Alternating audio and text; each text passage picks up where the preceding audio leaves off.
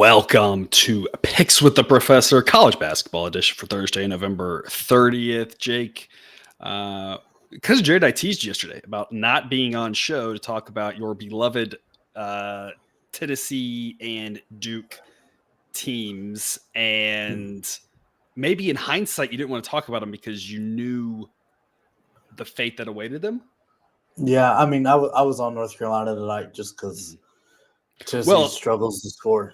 And so we had bad. an A grade pick on North Carolina. So I mean, for those people on Dub Club, they were all over that with us with North Carolina. So that was good.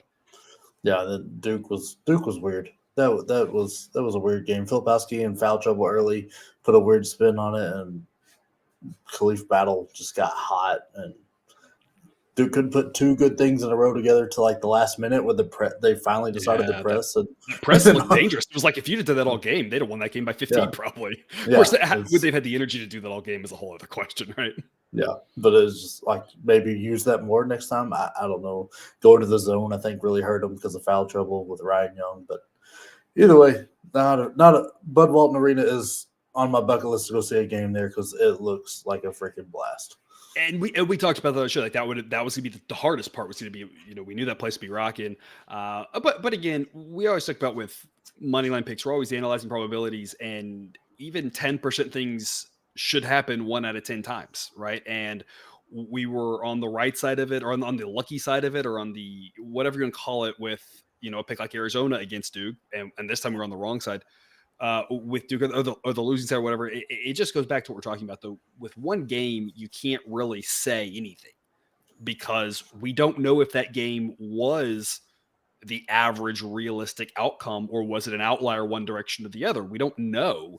And that's when we evaluate things. We talk about large sample sizes because that helps us understand if overall if our process is working. With one game, we cannot predict anything. And honestly, look, viewer, if you're looking for someone who's going to tell you exactly how one game's going to go, just go watch some other video, because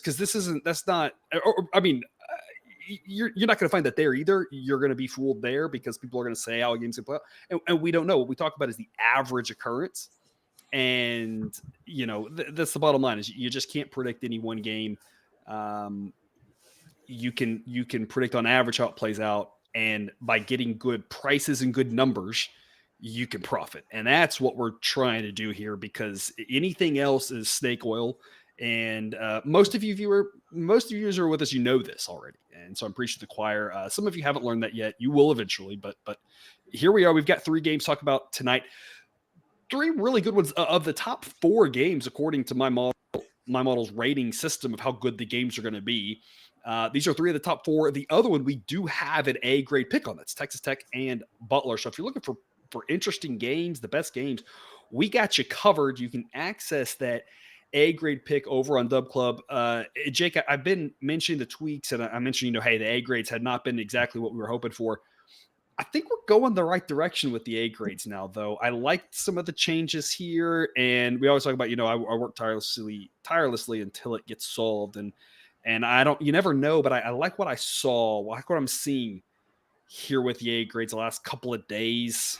We're slowly getting that season ROI closer to positive. We were down about -6. I think now we're, about 4, -4% there, but A grades were positive. The recommended totals are positive. And the recommended totals in the season now up to a 9%. That's just what I've said to play based off of, official recommendations, kind of realizing just how good they were. But I know a lot of people were playing them, getting all these totals on Dub Club and playing them and making a ton of money. So again, that's just a reminder of all the things you get. You get the projected totals, team totals, all sorts of goodies over there every single day. So, today I think and we're recording this really late on Wednesday night. I think Wednesday night was just a perfect example of what we talk about here. The value of the Dub Club membership, between the sides and the totals, the A grades and the recommended totals, overall 21 and 17, up about almost 4 units. And that's just kind of a ho-hum. That's exactly what we're hoping for, kind of every day, this slow and steady growth. Unfortunately, we have the roller coasters where we have really big ups and down days, but these are the more fun days where it's just nice and easy. Just win a little bit of money, increase the bankroll, move on to the next day, right? Exactly. I mean, that's what it's all about. It's just slowly increasing that bankroll and always going up rather than having the highs and lows and then you go flat broke because the low goes real low. And a lot of you, you've been there, you know what we're talking about with that. And so the biggest thing we talk about here is keeping our plays at reasonable amounts, not going all in, not doing 18 parlays, that sort of thing, trying to prevent that. Cause that's the biggest thing is if you keep things nice and reasonable, you can play for a lot longer with the same amount of money. And hopefully we can be slowly up rather than slow down. And that's the goal of what we're doing here. And again, if you want to join us over on Dub Club, you still can for $9.99 for your first month, but you got 24 hours from now. So by the time you see this, it'll be less than that because it is about midnight here on Wednesday night. So you're running out of time last day to jump in for that sale price. There are a few left before it just caps out. I don't even know what happens when it caps out. When it hits the limit, I don't know what it'll tell you. One way to know. Yeah, promo code CBB 2023, or if you use that QR code or the link in the show description, it'll take you there. It'll say coupon code already applied, and it'll show you that you're getting your first month there for $10. And again, the double benefit, you lock in that price forever as long as you are on auto renew and you haven't left. If you leave and come back, you have to come back at the new price, unfortunately. So it's a double benefit there to jump in, and all the benefits you get over on Dub Club. Otherwise, we'll get to it here with Liberty and Florida Atlantic. Jake, a Florida Atlantic team that, had a rough loss and kind of showed what we kind of feared that may not be quite as good as that Final Four run. Still a really good team, though. And you saw it because they had a good win right after that. So, I mean, they're still a very good team. Model has them at 24, a little bit lower than the polls have. I think the polls have them still around like 10 or something. I think that's a little high. But this is still a very good team and a really good offense. Liberty also a good offense. So, I mean, there should be much more offense than defense in this game. Liberty, not to take anything away from them, I think they're a really good team. I just think on the road, they're overmatched. Sideline says that Florida Atlantic wins this 75% of the time. We're going to take Florida Atlantic minus 250 here. Jake, the biggest thing here, as we always talk about, number one, viewer, hey, you want to lay the points, you want to lay the odds, that's fine. You do you, whatever works for you. Looking back at our data so far in the first 3.5 weeks of this year, looking back at our data when we looked at money lines the last month of last year, laying odds with the right favorites turned out to be a really good move for us. And I think, and I was explaining this in Discord, I think the reason why is because people don't like to lay odds, and you shouldn't just in general lay odds, but the books make a lot of money on money lines because too many people want the big payout. And what does that mean? They take big underdogs, and that means the price, the way the money balances, because they're kind of trying to make sure their books are balanced to some extent. Each book has a little bit of a priority on that, but overall they are.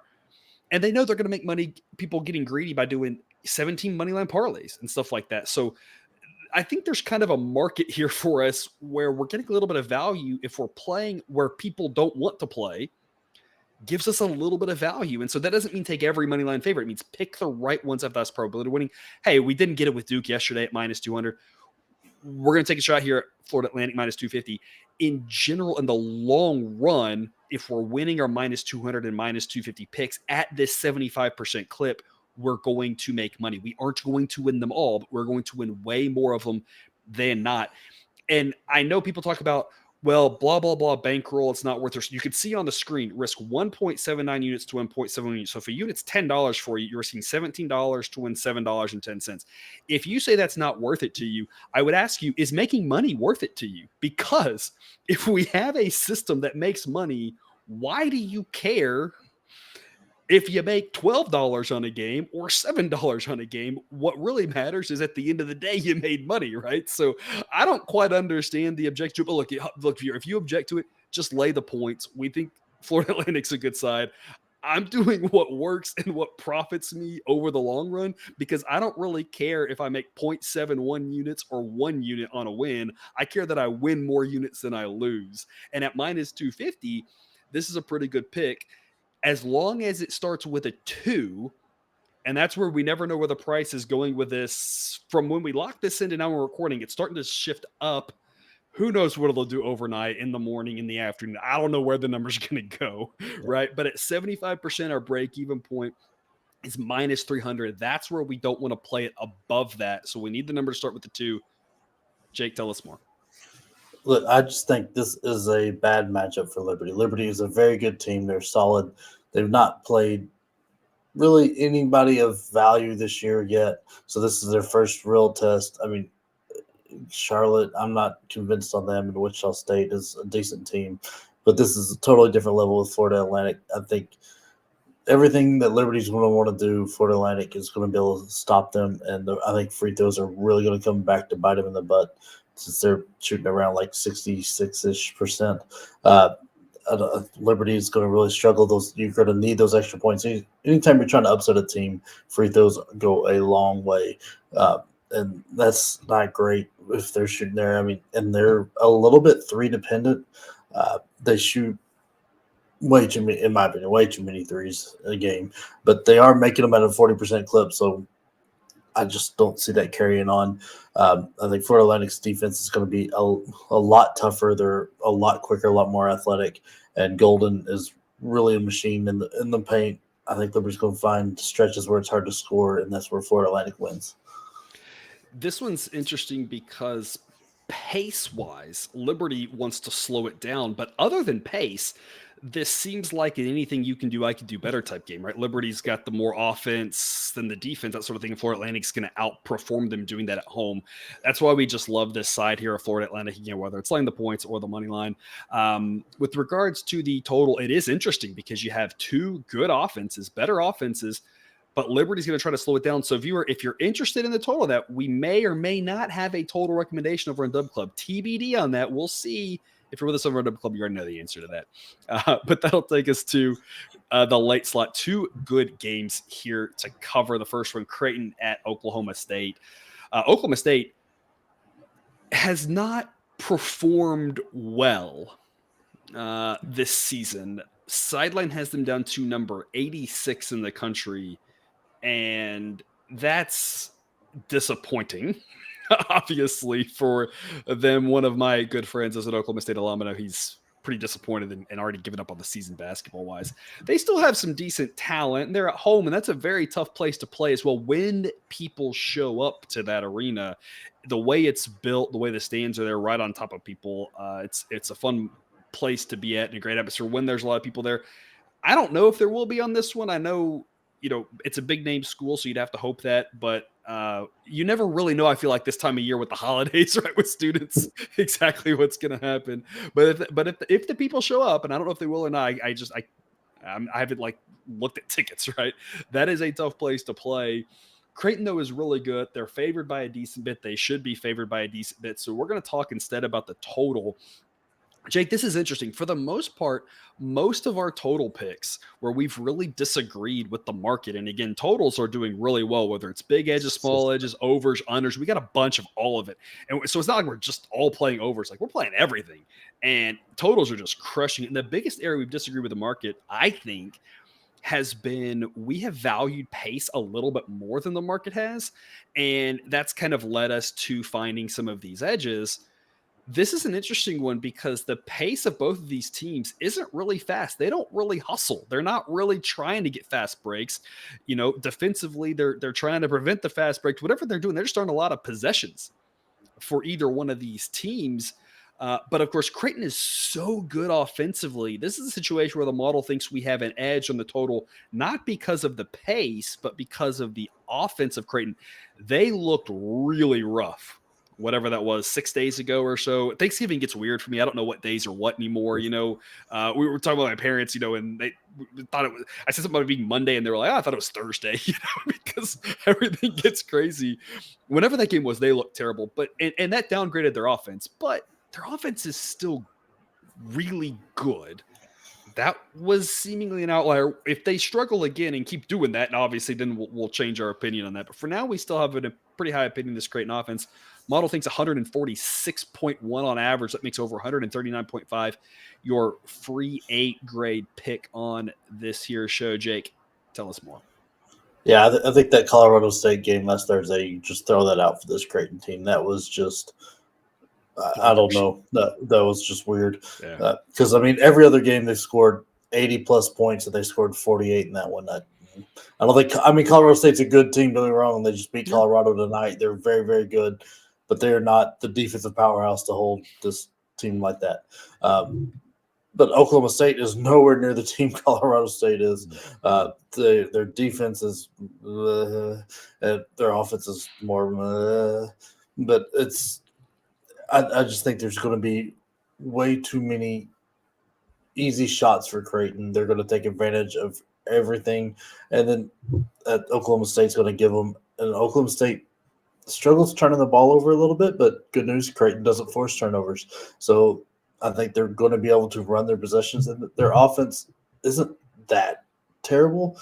I mean, the last two games they put up over 90. I know the opponents weren't anything special, but they can shoot the ball fairly well. They're shooting in the mid 30s for threes. We get a few of those to fall. I think this is going to land in the mid 140s, like right where sideline has it projected. Because I mean, the pace is slower, but Creighton just is so good on offensive scoring, and I think Oklahoma State's going to be able to do just enough. I mean, this one could very easily end up like 80 to 65 or something like that, and Creighton dominates the game, and we still go way over.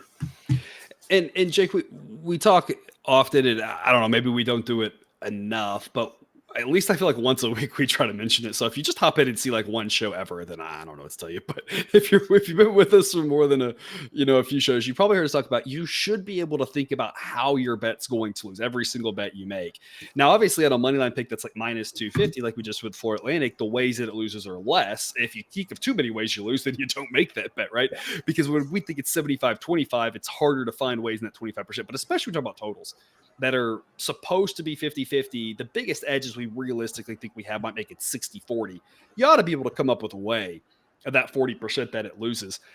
I think the biggest way this loses is if it's a blowout where Oklahoma State just can't score on Creighton, where they only score like 55 points. And obviously Creighton could score 90, but it could be like 80-55. And that would be a problem. Or a tight game where where Creighton just can't score like they did against Colorado State, right? Those are the kind of the two ways. Those probably each make about 20%, in my opinion. It kind of gets you the 40%. The other 60% of the ways it can win are kind of a lot of the ways you talk about. The other thing that I like about this, one of the ways that is underrated that we can win this one, is Creighton's favored by 8-ish, model says 9.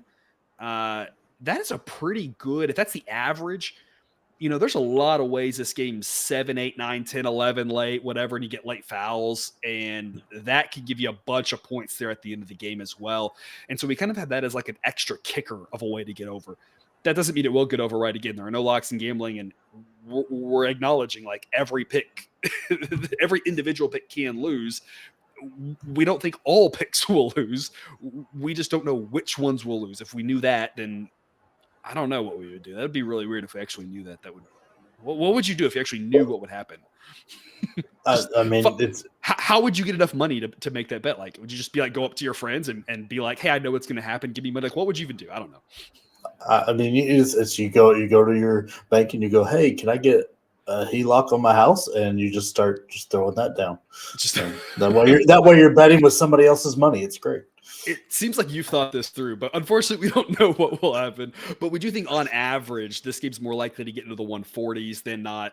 Total's been doing great for us, and so we'll see if that continues with this one. But again, the confidence, and I try to just make sure throughout the week I at least say all of our key principles, right? The confidence that we have in the A grades does not lie in one individual game. It lies in the collection of games overall. And so if you want all the rest of the A grades, they're all over on Dub Club. This is just a sampling of it that we like. We like all the A grades, but unfortunately they won't all win. It's just more win than lose. I just don't know which ones are going to lose, but we do like this one. And this is a fun game to watch, at least as opposed to many of the ones that we talk about of A grades that we don't want to watch. But this would at least be a good one to watch, as will at the same time Hawaii and Utah. This Utah team got the job done for us on Monday night at plus 188 on the money line. They're coming home to face Hawaii, a Hawaii team That's not bad. 5-0. But Sideline only has them at 135. Sideline basically says you ain't played nobody. And looking at their rating there on offense, it just doesn't believe in their offense. The defense is pretty solid, but the offense is where it lags behind for Hawaii. And lo and behold, that is the strength of this Utah team. They're solid on offense, but they are really good on defense. Model puts them as the 50th best team. Jake, we're talking about a potential at-large bid for a team like Utah where they're at now, that would be the path that they are on. I can't remember the last time Utah would have been talked about for an at-large bid. It doesn't seem like it's been very often in the last 15-ish years. But this is a really good Utah team. Sideline says they win by an average of 13.6. That makes laying the 10.5 a B grade pick. Jake, of all the other picks we had talked about, and we had a couple we went back and forth on and discussed. You said this is the one that you liked the most, that you want to add to the top two games that were the kind of must-see games of the night. What was it about this one that stuck out to you? I think it's Utah's offense. They are just so efficient with what they do. Carlson is, Brandon Carlson is doing an incredible job right now. They beat quarterback in that team from down low. They have great guards around him. They do everything very well. They're just so efficient. And then on the defensive end, they make life hell. They are very, very good. As long as they can kind of control the pace, and being at home, being the better team, they should be able to control the pace. St. John's game got a little wacky on them. They don't want to play that run and gun. That's where that loss came in. And then Houston's just a different level. But as long as Utah controls this pace, they really can with the guards they have, and throwing it inside and working it, they should be able to just do what they need to this Hawaii team. This Hawaii team's decent, don't get me wrong, but they have not played a soul that's of value. I mean, if you just look at the KenPom rankings, I think the best one they've played is 216 in San Diego. It's not like they're blowing those teams out of the water either. They're decent games, so I don't think they're that much better than the teams they've been playing. So I think Utah it'll flex their muscles a little bit here.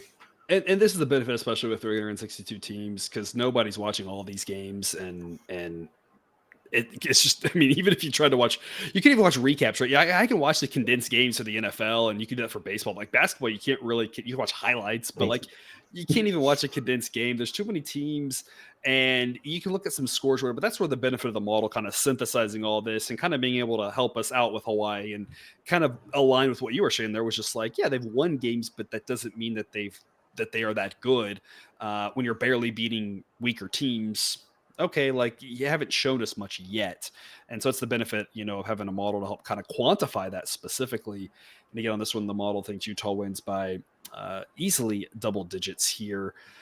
Jake, this is one where if you're laying 10, you're getting a little bit better value. 9.5, 9's getting a little bit more exciting because you really could get there with a late foul. This one, you're worried about a late foul, maybe not getting there late enough. But we've seen a lot of teams here recently, and I don't want to name names. I'm not bitter at all about a situation where a team was down 10 here tonight and fouled with 7 seconds to go. So you never really know with the late game fouls exactly how that plays out. Obviously, we hope that Utah's out by 20 in the middle of the second half, and then we're just praying that they hold on for dear life, because that's just the way sports betting goes.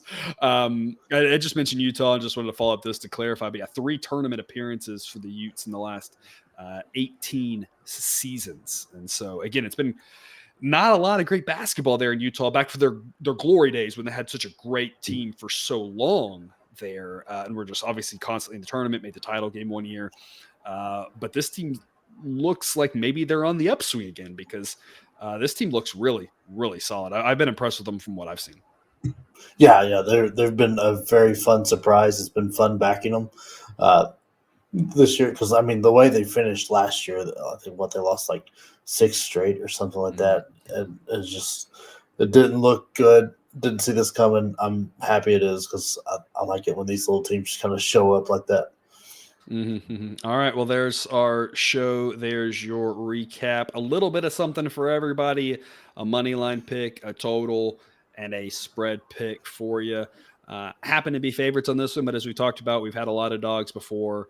We'll have a little bit of everything, and there's more on Dub Club, more underdogs, more favorites, more overs, more unders, more A grades, more everything. So join us over there. And again, you've got one more day, last chance here to get $9.99 for your first month. And again, you lock in the current price going forward forever, as long as you stay with us, no matter what the prices do, no matter what inflation does, right? When inflation makes hamburgers $75 and we've got it, that sort of thing. And we got to charge you like $1,000 a month because it's like, what's that like? There's other monies systems, right? Where it's like, is it the peso down in Mexico, right? It's like that, right? Where it's like, something crazy.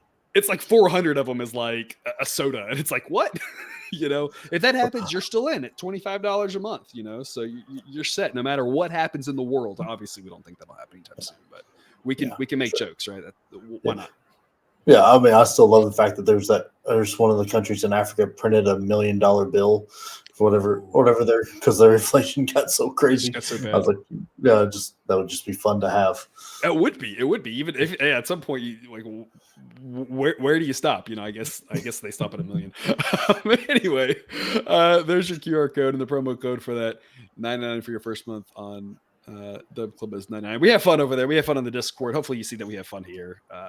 So if nothing else, hopefully you get a good laugh at it. Otherwise, though, Jake, parting words before you and I talk about some NFL, where again we continue to do well on the season. Last week was again, I think we broke even for all the picks, which is like our worst week of the year by far. So if that's our worst week of the year, you need to be with us over on the NFL. Before we get to that, Jake, last gasp here for you. Look, I'm just too depressed with college basketball after watching Tennessee and Duke today. I just can't wait to get to the NFL. It's been a brutal day for me. Fair. All right. Well, hopefully, everyone, we will see you over on the NFL show that will drop shortly after this one does.